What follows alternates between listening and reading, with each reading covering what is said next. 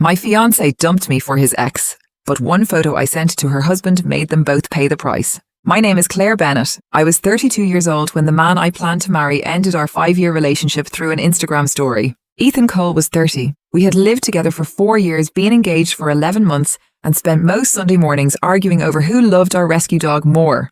Buster was a 60-pound shepherd mix with one torn ear, terrible manners, and more emotional intelligence than either of us possessed. We had built what I believed was a real life together. Our names were on the apartment lease, we split the bills. Our wedding guest list sat on the shared laptop, and a ceramic bowl by the front door held our keys beneath the framed photograph from the day Ethan proposed. Looking back, the most dangerous lies were never the dramatic ones. They hid inside ordinary routines I had stopped questioning. Last Tuesday felt no different. I came home a little after 6 and found Ethan on the couch with his phone angled away from the doorway. The moment he heard me, he locked the screen. "You're home early," he said. "I'm home at the same time every Tuesday." "Right." He smiled, but it looked practiced rather than genuine. I cooked chicken pasta while he opened a bottle of wine. We watched another episode of a glass-blowing competition neither of us actually liked, yet somehow we'd been following it for 3 seasons. Every few minutes, his phone buzzed against his leg. "Work?" I asked. "Group chat." "Which one?" "The guys from college." The answer came a little too quickly. Ethan loved documenting everything. Restaurants, airport lounges, even sunset walks with Buster. As if strangers needed proof our relationship was happy. I preferred keeping our life private. He called that secrecy, and we'd argued about it so many times neither of us remembered how it started. Around 11, I headed for bed while he stayed on the couch, typing non-stop. "You coming?" "In a minute." I kissed his temple. His skin felt strangely cold. "Good night." He barely looked up. "Night?" I fell asleep to the soft tapping of his thumbs against the screen. At 2:07 a.m., I woke with a dry throat. The bedroom door stood open, pale light spilling into the hallway. The apartment was unnaturally quiet. "Ethan?" No answer. His wine glass still sat on the coffee table, the television had returned to its menu screen, and Buster was asleep beside the couch. At first, I assumed Ethan had taken him outside, but the dog only lifted his head and looked at me. A knot tightened in my stomach. The bathroom was empty, so was the office. Back in the bedroom, the closet door hung open. Ethan's leather work bag, the navy suitcase from the top shelf, and his car keys were all gone. I reached for my phone to call him, but a notification appeared first. Ethan Cole added to his story. I opened it. Ethan stood in a dimly lit hotel bar with a champagne glass in one hand, and Olivia Hayes tucked comfortably against his side. His college girlfriend had one arm around his waist while his hand rested on her hip, both of them smiling like people celebrating a decision they'd already made. Across the image, he'd written, "Some women mistake control for love. Finally choosing the life I deserve." Trading up, he had tagged Olivia. For several seconds, all I could hear was my own heartbeat. 5 years together, 4 years sharing a home, and 11 months wearing his ring disappeared in a single photograph that turned our entire relationship into public entertainment. I opened Olivia's public profile. Between the luxury vacations, flowers, and polished captions, one recent post stopped me cold. 3 weeks earlier, she had uploaded a photograph beneath a canopy of white roses, wearing an ivory dress while a man kissed her forehead. 7 years married to my best friend. Thank you, Daniel, for building this beautiful life. I stared at the date. Olivia wasn't separated. She had celebrated her wedding anniversary less than a month earlier. The shock disappeared almost instantly, replaced by cold, precise clarity. Ethan and Olivia had already written the story they wanted everyone to believe, that he had escaped a controlling fiancé.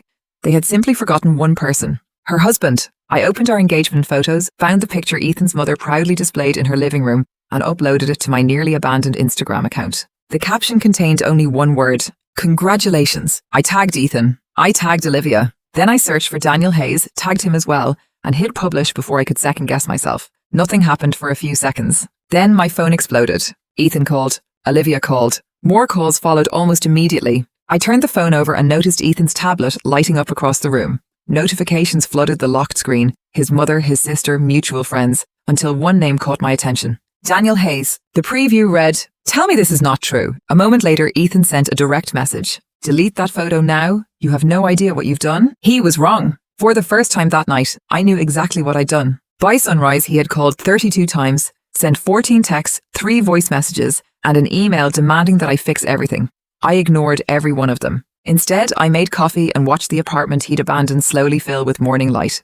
His jacket still hung over a chair, his half-finished bottle of wine remained on the counter, and his running shoes waited by the door as though he might return from an ordinary errand. Buster wandered through the apartment searching for him before settling beside the front door. He's not coming back the way you remember him, I whispered. I never unlocked it.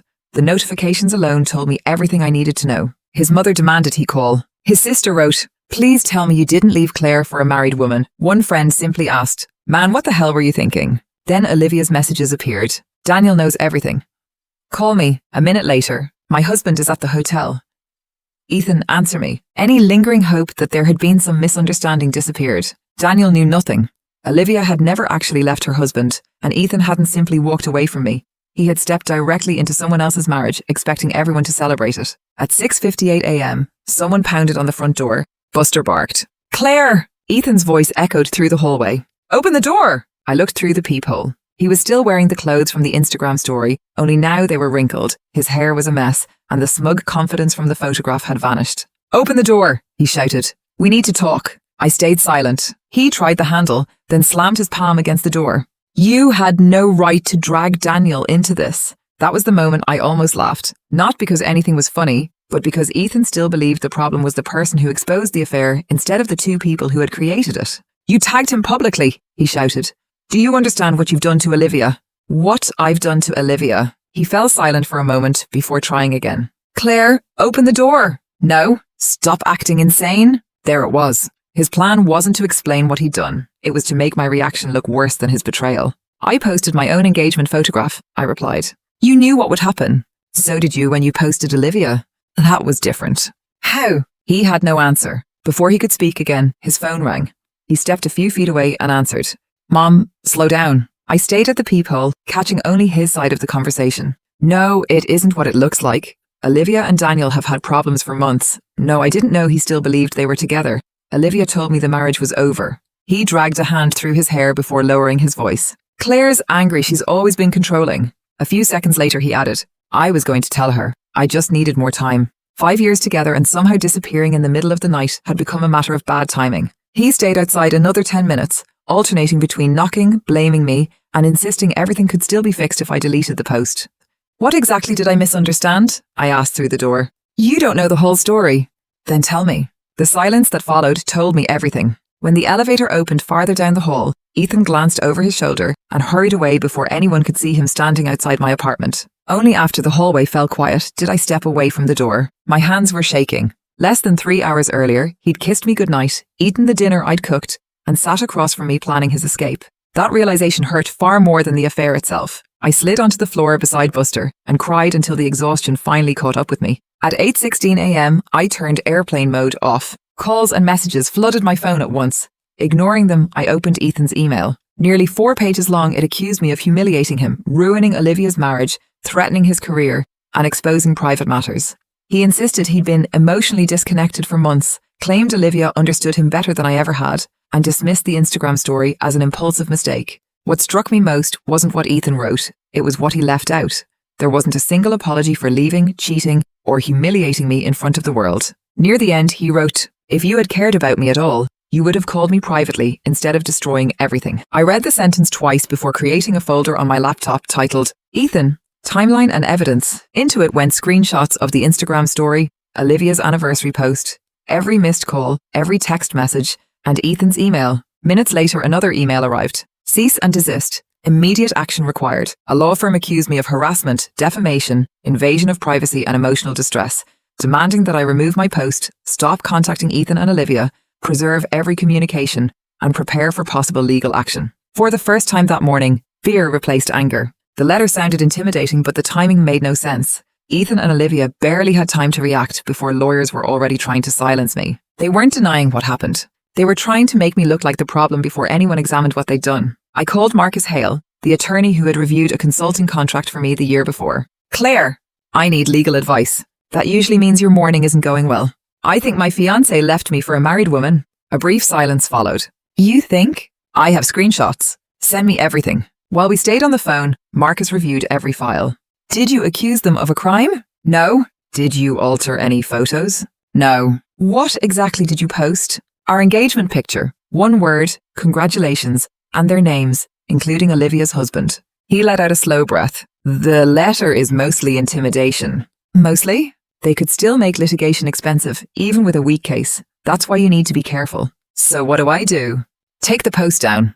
"That makes me look guilty." No, it makes you look reasonable. Everyone has already seen it, screenshots exist, and leaving it online only helps them argue that you're trying to continue the harassment. I walked to the window. Outside, people carried coffee to work, walked their dogs, and lived perfectly ordinary mornings while my entire life had unraveled overnight. Marcus's voice remained calm. Save every message, Marcus said. Don't respond emotionally, don't threaten anyone, don't access Ethan's accounts, and start documenting every shared financial record. From this point on, you're protecting yourself, not trying to win an argument. What about the apartment? He quickly confirmed the basics.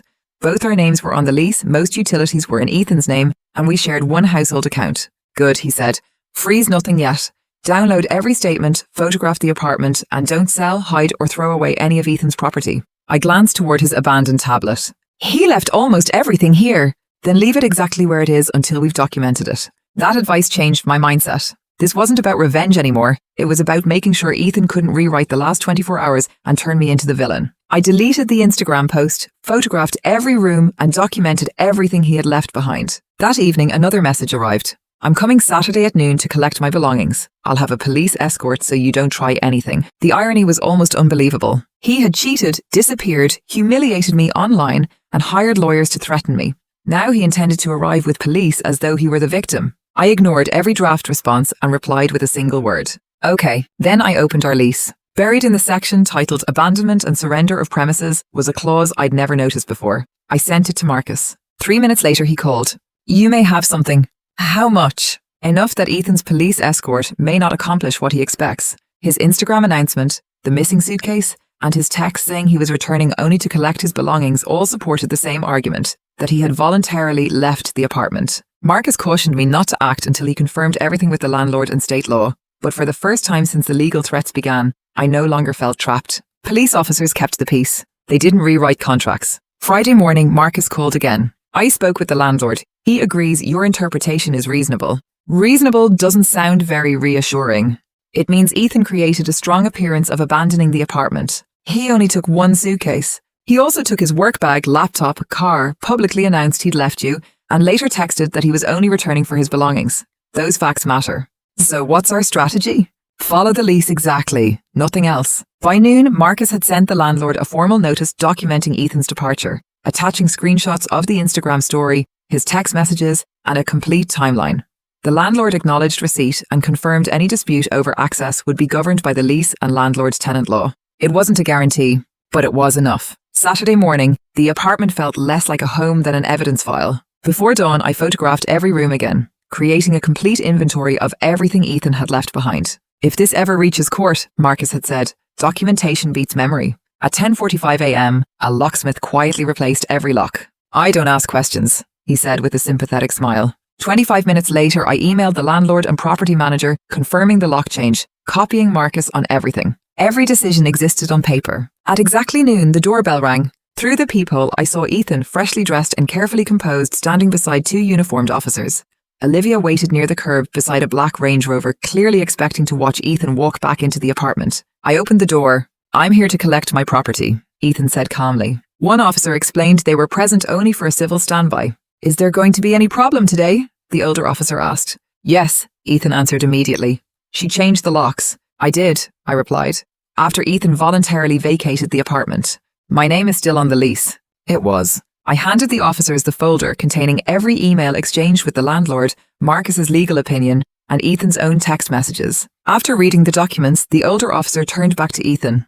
Did you move out? No. He removed luggage Tuesday night, I said. He publicly announced he had left our relationship and later texted that he was returning only to collect his belongings. The officer compared the documents before looking at Ethan again. Sir, this isn't a criminal matter. It's a civil landlord-tenant dispute. She locked me out. I understand, but we don't determine property rights. If you believe you're entitled to enter, you'll need to resolve that with the landlord or through the court. For the first time that morning, Ethan looked genuinely shaken. This is ridiculous. She's stealing everything I own. No, I said. I carried out 2 carefully packed boxes containing his medications, toiletries, several days of clothes, important documents, laptop charger, bare glasses, and a framed photograph of his parents. Everything inside the boxes was essential. His medications, toiletries, several days of clothes, important documents, and a few personal items. Nothing had been damaged, hidden, or destroyed. Your immediate necessities, I said. Everything else has been inventoried. Ethan stared at the boxes. You packed my life. I preserved your property. My attorney will contact yours to arrange collection through a licensed moving company. I don't have a lawyer. You probably will. The younger officer turned away, hiding what sounded suspiciously like a laugh. Ethan's face flushed. This is insane. No, I said evenly. It's organized. Before he could answer, Olivia strode toward the building. Ethan, what's taking so long? Then she noticed me. So you're Claire? I am. She removed her sunglasses, studying me for a moment before saying, You're making this much harder than it needs to be. You've embarrassed everyone. The irony was almost impressive. You celebrated your 7th wedding anniversary less than a month ago. Her expression changed immediately. I don't know what you're talking about. You posted the photographs. They were old. They were dated. The officers exchanged a glance before the older one cleared his throat. Ma'am, that's not relevant to today's civil standby. I agree, I said, turning back to Ethan. The rest of your belongings will remain in secure storage until they're collected. At my expense? If you choose not to retrieve them through your attorney, yes. He stared at me in disbelief. This wasn't the confrontation he had expected. He had imagined shouting, tears, or a scene. Instead, he had found contracts, inventories, and paperwork. This is harassment, Olivia snapped. Marcus's advice echoed in my mind. Never argue emotionally. I met Ethan's eyes. You left. You pushed me away. I cooked dinner for you 3 hours before you disappeared. You kissed me goodnight knowing you were leaving with Olivia, then announced your new relationship before ending the old one. No one spoke as his words settled over the hallway. Even the younger officer stopped taking notes. After several long seconds, Ethan finally spoke. I didn't plan it like that. For the first time that morning, Ethan had finally told the truth. Nothing had unfolded the way he'd imagined. He expected sympathy, a clean beginning with Olivia, and for me to disappear quietly while everyone celebrated his fresh start. Instead, the truth had reached Daniel, his family, our friends, and probably his employer. The older officer stepped between us. I think we're finished here. I still need the rest of my things, Ethan protested. You'll get them, I replied, through the legal process. Olivia tugged at his arm. Let's go. He didn't move. Instead, he looked past me into the apartment, the artwork we'd chosen together, the kitchen where we'd danced while making dinner, and finally Buster, who had wandered into the hallway. Come here, buddy, Ethan said softly. Buster simply stayed beside me. He didn't bark. He didn't move. That quiet refusal seemed to affect Ethan more than anything else that morning. Olivia pulled him away again. This is over. Without another word, Ethan picked up the 2 boxes and followed her toward the elevator. Just before the doors closed, I heard Olivia whisper, You told me she'd lose it. Ethan answered quietly. I thought she would. The elevator disappeared. The officers nodded politely before leaving only the sound of the elevator doors closing. I locked the new front door and rested my forehead against it. I'd won today's battle, but the apartment around me was still filled with 5 years of memories, and removing those would be far harder than changing a lock. 3 days later, the internet had already moved on. My life hadn't. The messages checking on me gradually stopped as people assumed the worst was over. It wasn't. Monday morning brought another letter from Olivia's law firm. Notice of potential civil claims. Marcus called before I'd even finished reading it. Don't panic. That doesn't make me feel better. They're escalating. The new letter accused me of withholding Ethan's property, interfering with Olivia's marriage, and causing Ethan emotional distress through a campaign of public humiliation. I read all 23 pages before setting them down. They never deny the affair, I said. Marcus paused. What do they talk about instead? My reaction. Exactly. They're arguing over consequences because they can't dispute the facts. A brief silence followed before Marcus chuckled. Now you're thinking like a litigator. Over the next week, my apartment slowly turned into an evidence room. The dining table disappeared beneath organized folders containing bank statements, shared expenses, receipts, emails, text messages, and every document Marcus needed to build a complete timeline. Truth becomes much stronger, Marcus told me, when every minute has a document attached to it. While organizing 4 years of financial records, I expected to find only shared expenses. Instead, I found a $2,846 charge from our joint account for a luxury hotel in Napa Valley, followed by a vineyard tour, private wine tasting, spa package, and restaurant, all during the same weekend. We had never been to Napa. I checked my calendar. That weekend, Ethan claimed he was attending a leadership conference in Sacramento. He had even brought home a conference badge and emailed me saying reception was poor. Love you. Talk Monday. The words felt sickening now. I forwarded everything to Marcus. This changes things, he said after reviewing the statements. I thought this case was about the apartment. It still is, but this establishes a pattern of financial misuse. If Ethan knowingly used your shared household account to finance the affair, it affects his credibility. Only then did I realize he hadn't just betrayed me emotionally. He had spent money we had set aside for our wedding, honeymoon, and future home on another woman. That afternoon, Daniel Hayes called. His voice sounded exhausted. I wanted to apologize. For what? For my wife. The words seemed to hurt him. I should have seen it. You couldn't have. I found hotel confirmations in Olivia's email. My heart sank. How long? At least 3 months. Much longer than either of us had believed. I thought the Instagram story was the beginning. So did I, he replied. It wasn't. He explained they had already taken 2 trips together, forcing me to rethink every business trip, late meeting, and cancelled plan Ethan had ever given me. Before ending the call, Daniel added one more thing. I didn't hire those lawyers. You didn't? My father-in-law did. He thinks scandals should disappear before they become expensive. Marcus had been right all along. The legal threats weren't about the truth. They were about intimidation. When we hung up, Buster climbed onto the sofa beside me. 2 victims, I whispered, stroking his head. 1 affair. The following morning, Marcus called again. They've made another demand. What now? They want Ethan to enter the apartment personally instead of collecting his belongings through the moving company. I've already offered a lawful solution. I know. I think they're hoping you'll lose your temper. They've underestimated me. They have from the beginning. Later that afternoon, Ethan called. Against my better judgment, I answered. You're enjoying this, he said without greeting me. No, you've destroyed everything. You did that the night you left. After a long pause, his voice softened. You know I loved you. I looked out the window before answering. You loved me while spending our wedding savings on Napa weekends with Olivia? For a moment, he couldn't answer. How did you find out? The bank statements. Another long pause followed. I was going to pay it back, he said quietly.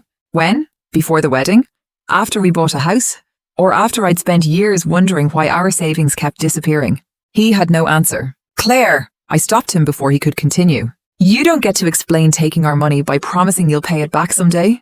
You're making me sound like a criminal. I didn't. The bank statements did. He let out a frustrated breath. You've changed. I glanced around the apartment, now filled with half-empty shelves, moving boxes, and fresh paint samples where our engagement portrait had once hung. Yes, I said. I finally stopped protecting someone who never protected me. After a long pause, he spoke again. Olivia left Daniel. She's living with me now. He seemed to think that information would matter. You think that's what hurts? I asked quietly. What else is there?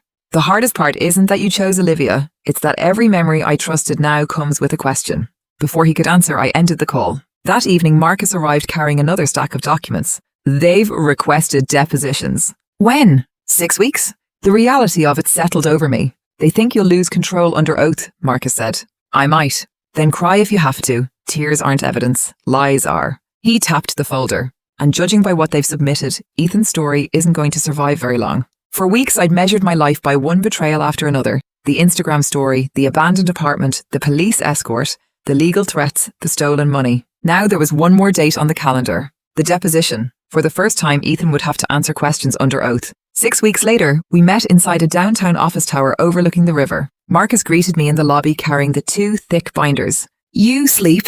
A little. Eat. I made myself.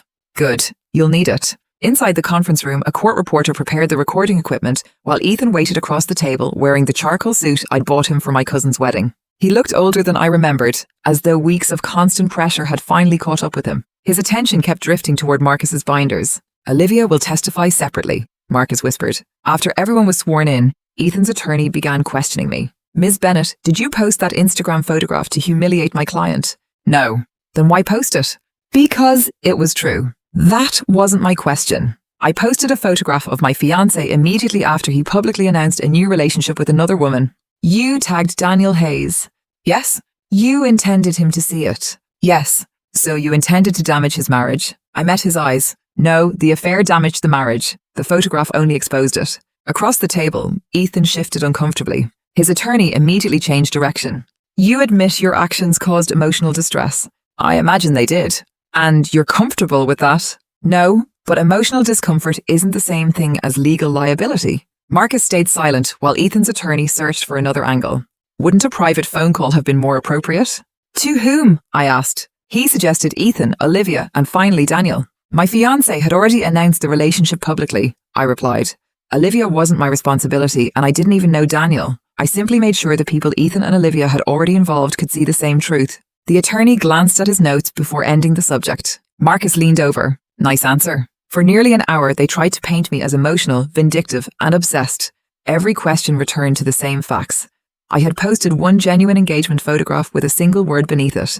Congratulations. When my examination ended, Marcus stood. My turn. The room immediately felt different. He wasn't loud or confrontational. He was methodical. Mr. Cole, when did your romantic relationship with Olivia Hayes begin?